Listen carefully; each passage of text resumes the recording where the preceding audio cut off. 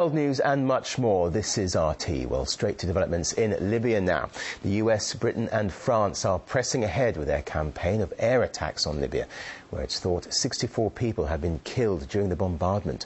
The latest missile strike has destroyed Colonel Gaddafi's command centre in Tripoli. Well, let's cross live now to the capital. RT's Paula Sleer is there for us.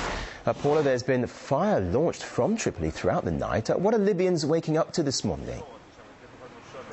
Well, in the last few moments, we've just heard reports of new air assaults, but those reports are sketchy at the moment. Not more information other than that coming through. We are hearing from the Pentagon that it is extremely satisfied with the way this operation is so far being conducted. It says that Gaddafi is increasingly under stress, that they've managed to isolate and scatter his forces.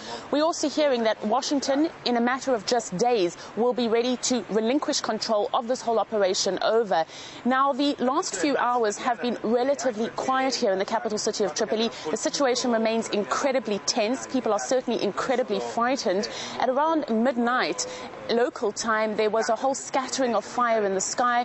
In part, this was because of anti-aircraft fire that was being fired from the Libyan forces. And also now we're receiving confirmation that a missile hit the Gaddafi compound. Now, what we're hearing from Allied forces is that it struck the control and command building of his operations. We are hearing that Gaddafi was not inside his compound at the time.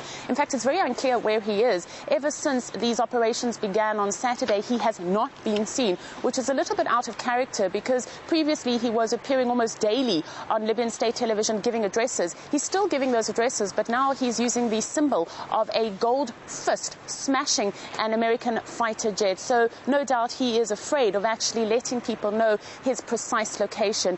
We are also hearing, though, that no civilians, well, at least at this moment, there is no confirmation that civilians were killed in that strike. Now, the British ministry has confirmed that it did send its planes over Tripoli in the last few hours. It says, however, it got indications that there were civilians on the ground, and that is why it did not carry out any airstrikes of its own.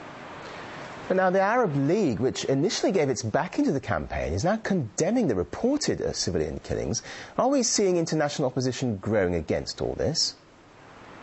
We certainly are seeing international opposition grow. It's not only the Arab League that is now coming out with these conflicting statements, that it backs the no-fly zone, that it doesn't back the no-fly zone, that it signed up for the protection of civilians and not for the killing of civilians. But we're also seeing countries like Russia, China, Latin America, demonstrations happening in those countries with people against this operation. You need to remember that it was very important for European powers to get the backing of the Arab world. The understanding now is that that backing might only come from the United Arab Emirates, Qatar and possibly Jordan, and that if that backing comes, it will be more in the sense of financial aid. Essentially, these countries will be footing the bill rather than participating in military strikes. And this does raise questions like why are they signing up? Questions like, do they really support the Libyan people, or is this rather some kind of vendetta against Gaddafi, or is it even an attempt to get the United States further entrenched in this part of the world? People here on the ground who wanted the international community to get involved, and I'm talking here specifically about the rebel groups, the opposition leaders, they would much rather have preferred countries like Tunisia and Egypt coming to the fore, and for this to have been almost like an Arab revolution for democracy rather than the intervention of Western powers. We also know that Gaddafi understands the Arab street. He certainly is a clever man in terms of how he portrays himself, and he has been portraying himself as the victim of international forces who are after his oil. We know, for example, that there are very legitimate questions being asked. Why, for example, when Israel carried out a bombardment over Gaza in 2008 and 2009, why then was there not a no-fly zone imposed by the international community? So those kind of questions at the forefront of people's minds, and certainly against the backdrop of this growing criticism of this operation. Paula, Libyan military chiefs ordered a ceasefire on Sunday evening. What are you hearing on the ground from Libyans themselves about this announcement?